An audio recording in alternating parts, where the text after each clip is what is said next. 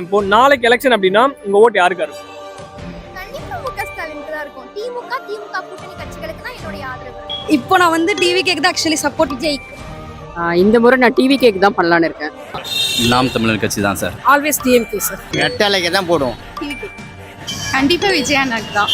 கண்டிப்பா திராவிட கட்சி தான். சிவிகா சொன்னா டிஎம்கே. என்னோட ஓட்டு தளபதி. நாளைக்கு எலெக்ஷன் ஆனா எங்க ஓட்டு இரட்டை இலைக்கு தான். ரெட்டை இலைக்கு.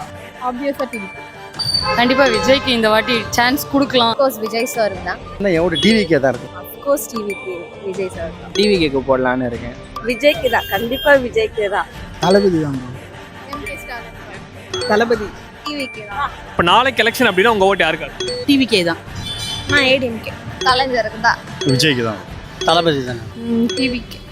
2026 சட்டமன்ற தேர்தலில் நடிகரும் தாவேக தலைவருமான விஜய் அவர்கள் வென்று தமிழ்நாட்டின் முதலமைச்சராக ஆகியிருக்கிறார்.